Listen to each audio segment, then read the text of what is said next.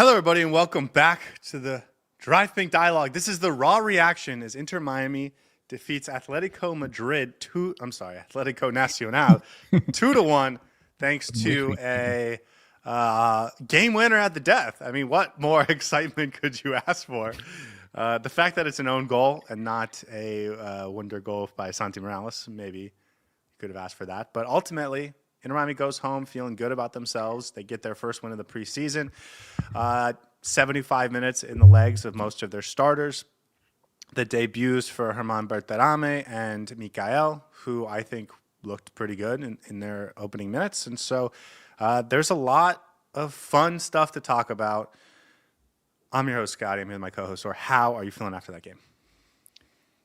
Two of the most janky goals that Inter Miami is ever going to score in preseason win us the game, and that's what's important. The W is what's important, because I was feeling quite poor before that. No, the scoreline does not matter. That was a very up and down game, a very topsy-turvy game. There were moments that I really enjoyed. There were moments where I was thinking to myself, this looks very slow and predictable, and it just is not clicking. But that's the case with preseason. Things are going to build into it. I thought the second half into Miami looked very good. Some of the changes were very good. I didn't even realize Mikael was playing in this game because he wasn't on Inter Miami's team sheet. He wasn't on any of the websites either. So when this random number 16 pops on my screen as a center back, I'm just thinking to myself, who is this? And he looked good. I really liked what I saw from him. I liked what I saw from Berterame. I liked what I saw from a couple of other players. I thought Yannick Bright looked really good in that middle.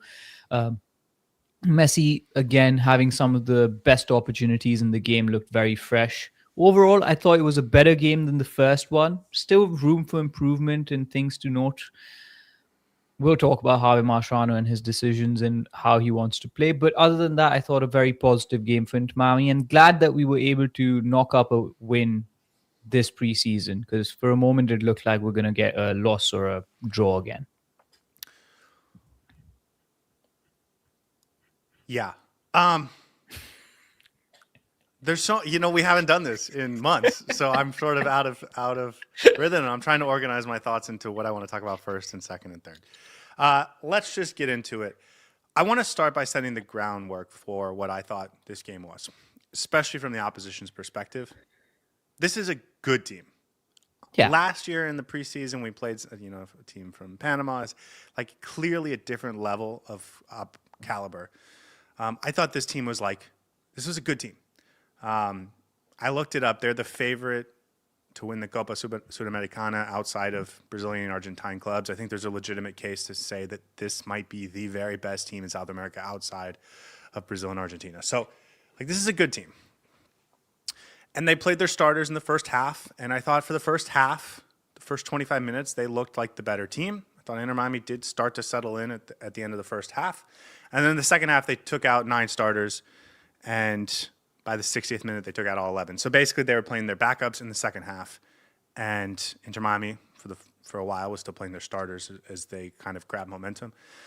So I think it's important to at least remember, in the first half, they were going with their best guys. In the second half, they were going with their backups. So when you evaluate first half versus second half performances, I think it's important to keep in mind where that first half team, I think, is legit, and the second half team that we played against is maybe not quite as less legit. Good.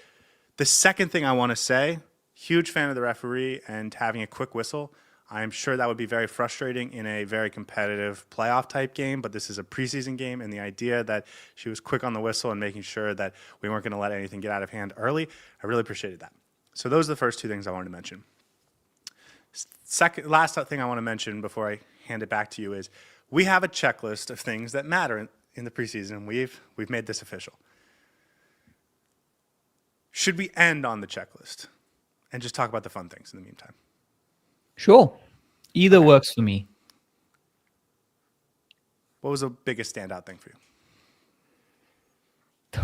Well, I'm going to go into individual players. So what was the biggest standout thing as a team for me? I thought Inter Miami was growing into the game. Regardless of changing lineups from the opposition in the first half and the second half, even in the second half, you could see Inter Miami started to click better.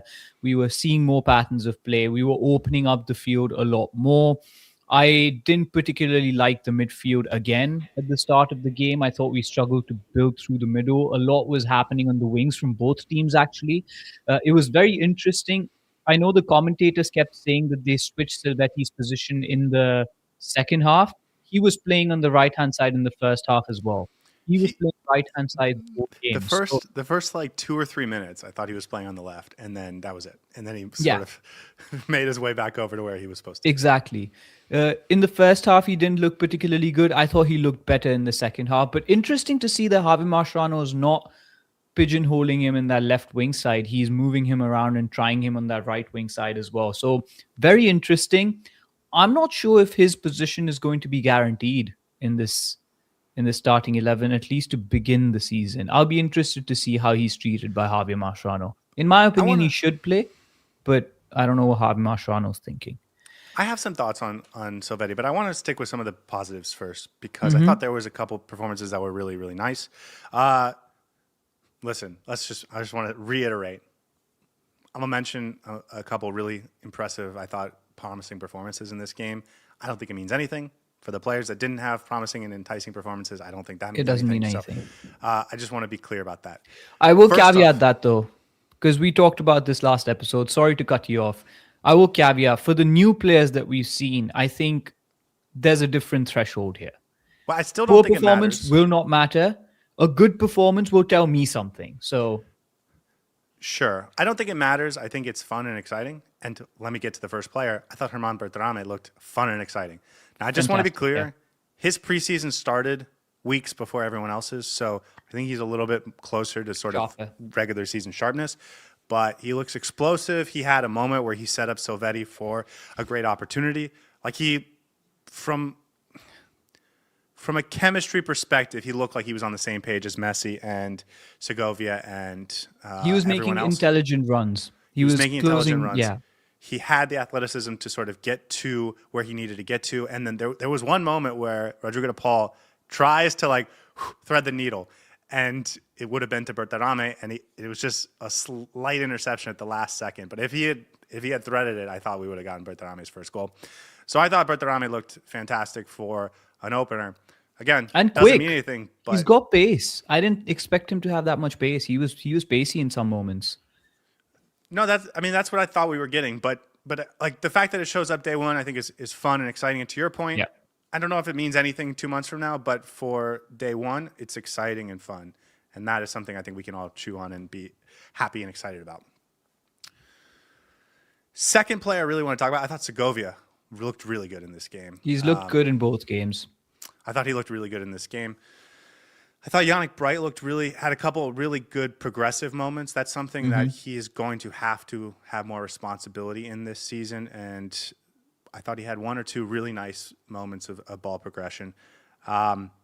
Mikhail, as you mentioned already, I thought he's a presence, man. He is a presence. No, I'm gonna say this. I'm gonna go in early on this. I think he's gonna change our lives. He's gonna be one. I think he's Maxi Falcone, just better. He came on and I was like, who is this player? This cannot be an academy player because A, he doesn't look like it. B, he doesn't carry himself like that. And he's giving commands on the pitch already. So I'm not even sure who this player is. And I texted you on the side. I was like, who is number 16? And then you confirmed it before the commentators even mentioned his name. He had two really good line breaking passes from the back. I don't know if you saw them. One was to Berterame. Another one was straight and through the middle that threaded, I believe, into Segovia's feet. And I liked that. I think that's what this team is going to need in the back line, especially in trying to thread the midfield and the back line together. And Mikhail is a certified starter for me. He will be our best centre back once he gets into it. He also has pace as well. I noticed when Luhan lost the ball, there were two players who were back on recovery, and none of them was Luhan. It was Ian Frey who was burning things, and it was Mikhail. So really like the fact that we've got a pacey, ball secure, ball playing defender, and I'm excited to see what he brings. That's the X factor I look for in these games, and I think he's going to be exciting. Yeah, I agree. BD says Mikhail pushing up and bodying people, Kamal Miller style. I thought he was a presence as soon as he came on. Only 15 minutes, but the fact that he makes it is I think like a good sign, and I think now he's part of the team. One other thing I want to mention about Berterame is he was signed yesterday. He flew out here on his own, wasn't ready to go with the team, and so I'm sure everyone would have been fine with him not making the trip out and just getting ready for next week, sort of settling in and getting his apartment set up and everything. So the fact that he did that really shows me, and we talked about this last night, he wants to make that World Cup roster for Mexico. Like, he is going to try and come out firing, but I thought this was more like action that backed that up. He really wants to be a superstar right away for this team. Part of the team, yeah. And not just part of a team, starring for this team right away. And so like that attitude I think is really gonna come in handy. Before we get to the chat, is there any other performance that you thought really impressed you? I don't think there was any immediate standout on the pitch. Messi was great. I have, well, yeah, you're right. We should mention that. Sometimes it's easy to sort of overlook because he's so great all the time. Oh, but he's looking good. I have two other ones I wanted to mention. Ian Frey, especially in that second half, and the ability to keep pushing through, especially that last run where Gonzalo Lujan kind of loses the ball and he makes the recovery run. The fact that this kid is like the most injury-prone player in our heads, and he's the guy doing that, and he gets the cramp, and I think that might have happened after the cramp, was really, really impressive. So I wanted to give him credit for that, especially in the second half. And then David Ruiz also looked healthy and athletic, and we haven't seen him in a long time. So those are two other players that I wanted to mention. One more point. Mura played two positions today, right back and left back. We'll get to that when we get to the checklist. Oh, okay. Yeah, I forgot that's part of the checklist. Yeah. Should we get to the chat? Yeah. Okay. Ash has passing into heavy traffic, and playing out of the back in heavy traffic are all the devil. Hard to argue with, right? I think the team's playing safe right now. There's not much jeopardy in the scoreline. They don't have to push for it. I think the primary concern for the team is to just build chemistry and build fitness. So I can understand why they slow down the game a lot, back passes a lot. I thought players like Ajala were obviously trying to not do anything silly, which is fine. I don't mind it. I think the more we grow into the preseason, I'd want to see how that improves. But yes, I think Ash is right that the team was a little bit slow, a little bit... What's the opposite of progressive? Regressive. There Regressive. You go. And I think in a soccer sense, it's conservative. Listen, let's talk about the formation, because I wanted to focus on the positives because they won, and I thought there was some real player performances that were really cool and fun to watch. It was still the 4-4-2. And we talked a lot about it this week, and I think a lot of people want to see the 4-3-3 or some other iteration of what this roster could look like.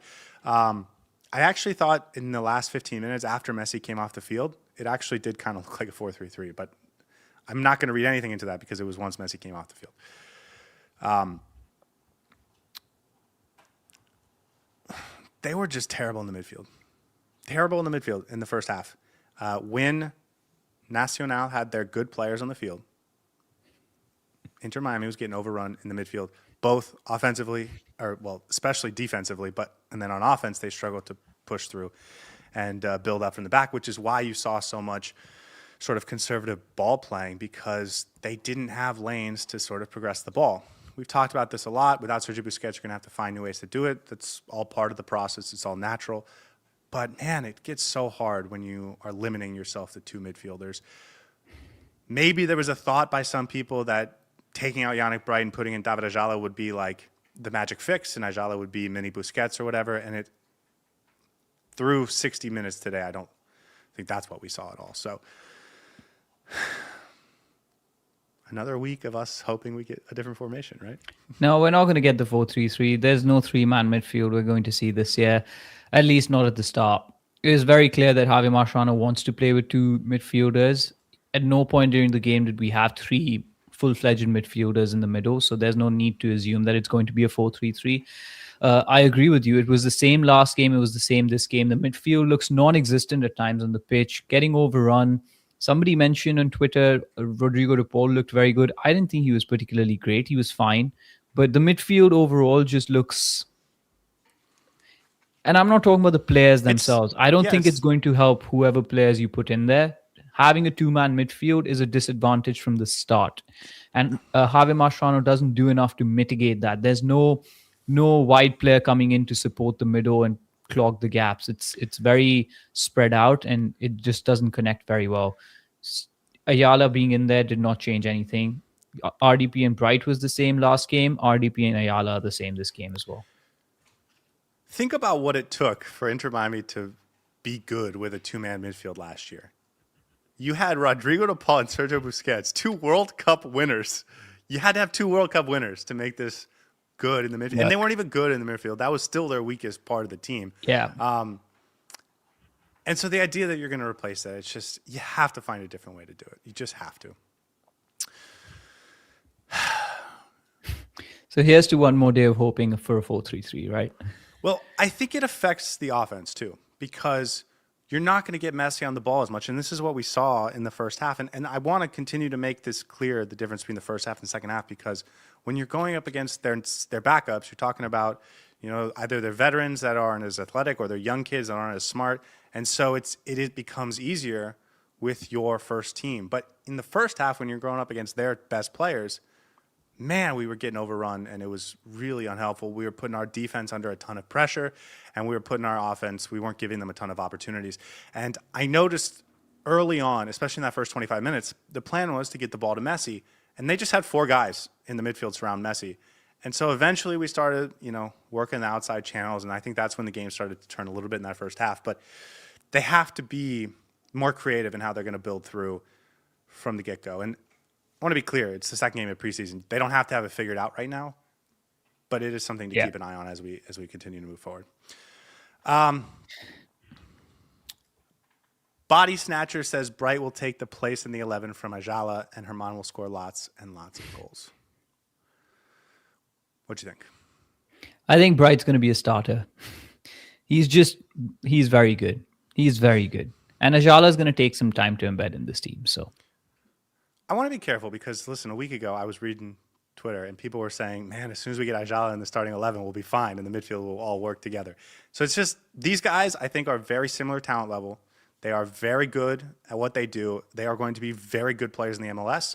Neither of them are going to do what Sergio Busquets did. Asking them or thinking they will is only putting pressure on them and setting yourself up for disappointment. So both of them very good. I think they're both going to play a ton of minutes.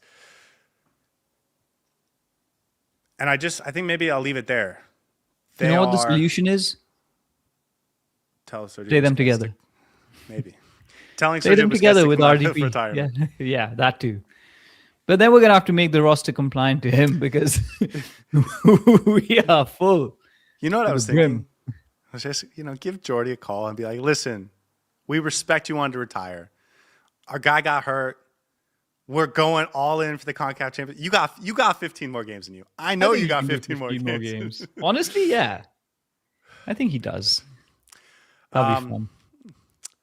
Luis says you could instantly see the difference in this team with Berterame. Mash moved Silvetti up, and he was off to the races. Can't wait to see Allende in this team with Messi and Allende and Silvetti.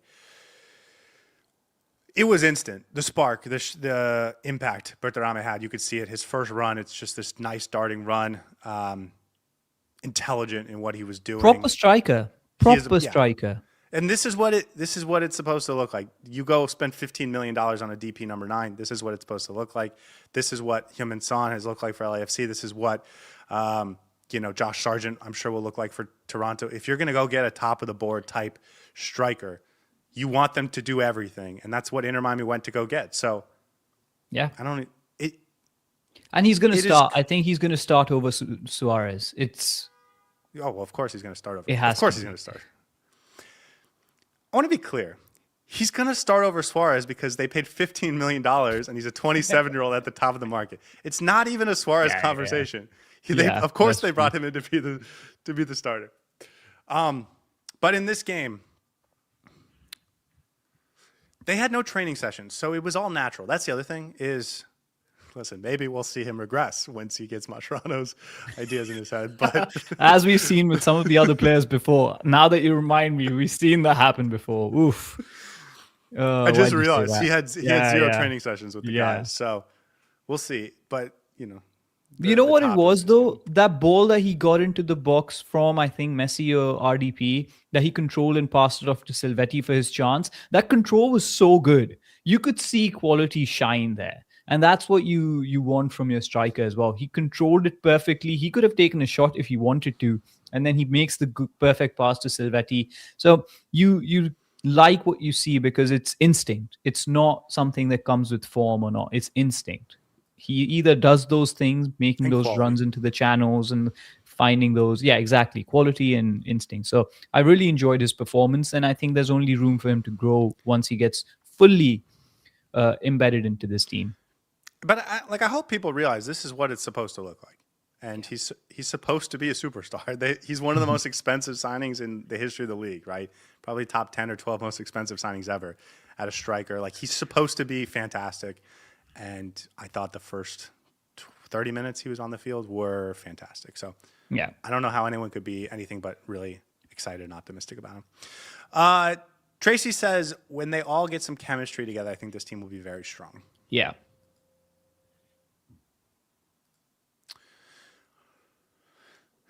I mean, was this so much different than last game? Again, just No. for everyone who hasn't listened to it yet, I didn't watch the first preseason game. I wasn't able to. So did it look significantly better? No, it did not. I think Inter Miami still struggled to create opportunities clearly. There were opportunities that Messi carved out for us, but there were patterns of play that were missing offensively in last game, this game. The midfield looked more or less the same. The one goal that we did score, well, both one goal that we scored was completely janky and, it shouldn't have gone in. The second goal also, we got lucky because Luis Suarez himself did not know what he did with that with that goal. So it wasn't like we were overwhelmingly superior in the offense department. There were some issues in the middle. I thought it progressively started to look better, but it wasn't markedly different from what we saw last game. I'll be honest with that. This is something I was thinking about in the first half. Lee says, hate to say it, but you need Allende making those runs to open up play. It's not yes. I'm not agreeing with that. What I will say is in the first half, I thought they were missing that.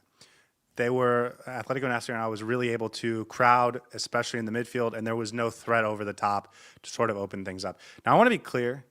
You don't have to have that to play winning soccer. Like, you can, like, having a speed demon on the outside that you can put the ball over the top to is a nice to have, and it's one way to win soccer games. You don't have to have it every single game to be competitive and successful. But it definitely felt like they were missing that outlet today. But I also want to be clear about something. I don't know who's going to pass him the ball other than Messi.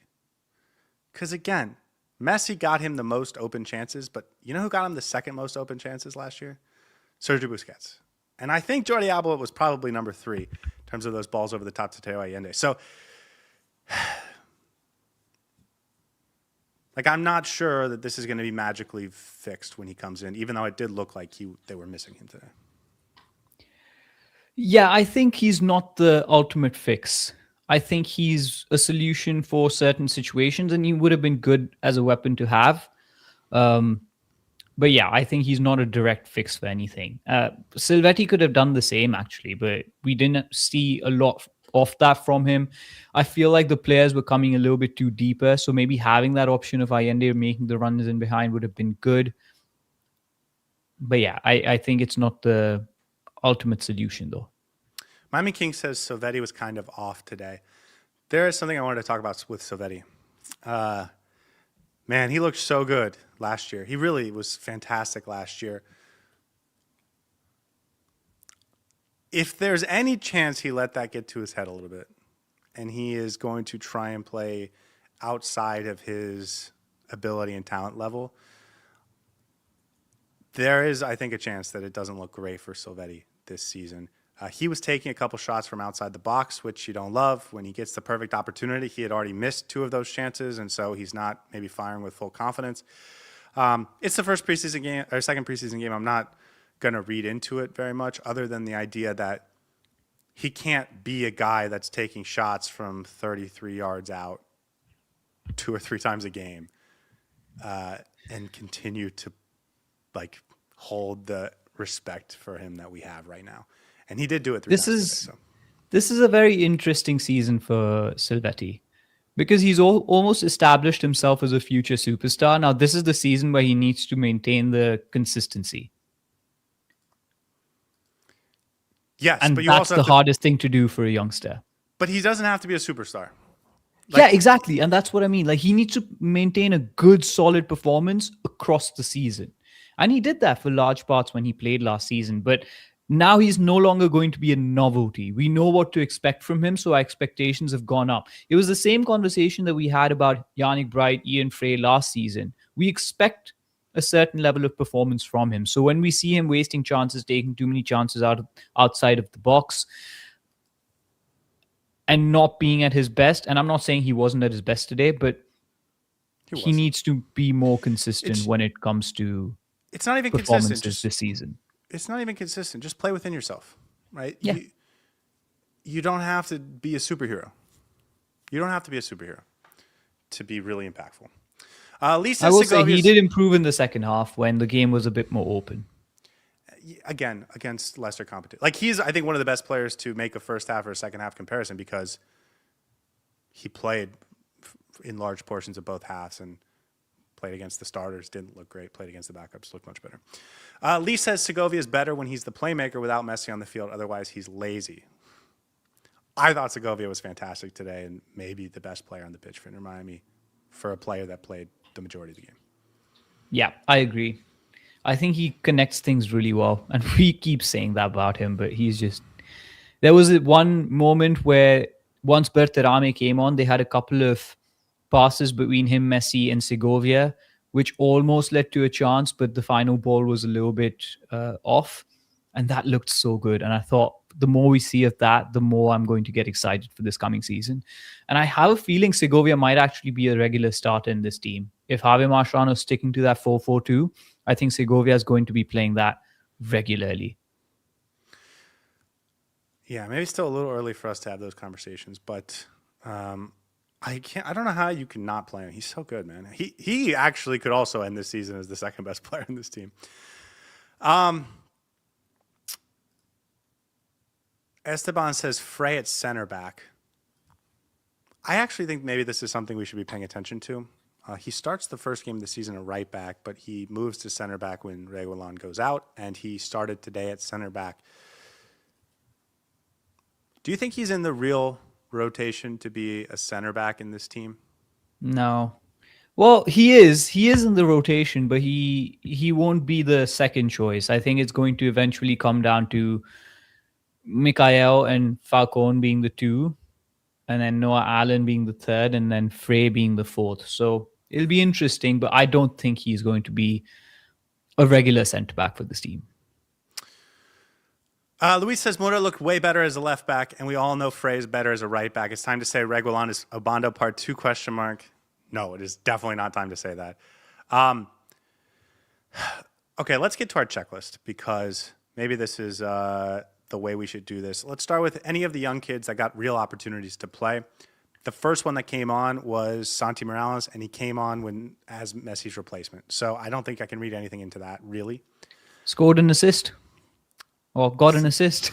I don't think that counts, but he earned a foul. He earned a foul at the edge of the box. I don't even think I'm not saying he didn't play well. I'm not going to read anything into it. Doesn't tell me much. Yes, correct. Alongside Messi, and then the other thing is Kenan Hart, Kenan Hart. and Kenan I think Hart, it's Kenan. I think it's Kenan. Maybe. I'm not sure. It's just hot.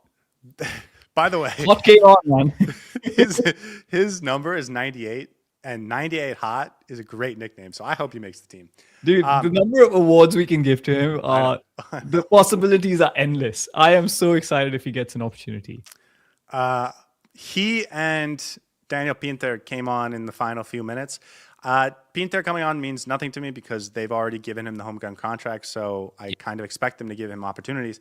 The fact that Hot came on and Talabi and Alexander Shaw and Mamadi Gianni didn't. Does that mean that he's a guy that maybe they're a little bit of a head up? Maybe it needs nothing. Like, I don't want to read too much into it, but I'll at least say the words because I think it's interesting. We had the conversation about the formation. If they don't change it, I think that says something. And if they do change it, that would also say something much different. So far, no change. Stick to your guns, I guess. Then the last thing is players and where they fit on this roster. One of the things we did see was Facundo Mura playing as a left back, as Luis mentioned. It's good to see. I have no opinion on how he played at left back. It was at the end of the game against the backups for Atlético Nacional. He was tired. So I'm not going to make a value judgment on how he played there. But the fact that Javier Mascherano will play him there makes me feel pretty good about our left back situation. Yeah, I think there's depth there now. The fact that he can be used as a left back. I also think the starting back line is going to be Noah Allen at left back and Ian Frey at right back, at least to begin the season until Sergio Reguilon comes back. But it's good to have that option of playing Mura both as a right back and a left back. So good to see. Preseason's here, man. It started. We didn't see Berterame and Suarez play at the same time. That was interesting. That is something to keep an eye on if they can find a way to make it happen. Anything else? Any final thoughts? No, I think a couple of thoughts would be for the midfield. It looks like Ajala and Bright are basically competing for one spot, which confirms what you had posited. And then I think Mikhail's going to change our backline completely. That's what I think. Quickly, next game is in a week. What do you want the starting 11 to look like? Dane St. Clair. Actually, you know what? I want Rocco to get a run out because we've seen a couple of St. Clair. Yeah, I think Rocco. Maxi Falcone and Mikhail as my centre-back partnership because that is spicy. Ian Frey as my right back, Noah Allen as my left back, Yannick Bright in the middle, along with David Ajala. And then, are we sticking to the 4-4-2, right? We're not assuming that. Let's be realistic, yeah. Yeah. So David Ajala and Yannick Bright as my midfield two. Allende is probably not going to be available, but if he is, I would like to. Okay, if he is, then I would like to see Allende. I would like to see Silvetti on the left side, and then Messi and Berterame up top. That's what I would like to see in my 4-4-2. So that would mean no Rodrigo de Paul. Yes, no Rodrigo de Paul. And no Telasco Segovia. No Telasco Segovia, yeah, correct. And no Suarez or Facundo Mura or Dane St. Clair. Which is fine. They're going to come on eventually, but I think I'm fine with it. For me, the two things that I do want to see, David Ajala and Yannick Bright play together, and Mikhail and Falcone play together. Those are the two things I want to see from the next game, hopefully. So even if it's Rodrigo de Paul and Yannick Bright to start the game, I want Yannick Bright and Ajala to be on the pitch at the same time at some point and play as that midfield pivot. I don't think we saw that last game. Not only that, I would like to see it in a moment that matters. Not because Rodrigo de Paul is coming off in the 75th minute, but because they want to really see what those two guys look like together. Okay, I agree. I like that. I mean, I'm happy to see more Segovia. I'm happy. There's I think 15 different ways that we would be excited about the lineup. I really do want to see Mikhail start. I would like to see Tadeo Allende be in and available and get some, 60 minutes just to get his legs under him. And then I agree with you about Rocco. I think that would be nice too. Nice to see. All right, man. Preseason's here. Guys, we'll be back a couple times this week to talk more about this game. Thank you so much for being in the chat. This was the Raw reaction. It's all about emotion. There will be no post-game show. We won't start that until the regular season kicks off. But in a couple hours, that's going to be this month. So it's coming up quick. Thanks so much for joining us, and we'll see you guys next time. Hey everybody, thanks for tuning in. Do us a favor and hit that like and subscribe button. Since our first viewer, sharing this with you all has been the very best part. So from the beginning until the end, thank you for being a part of this and have a wonderful day.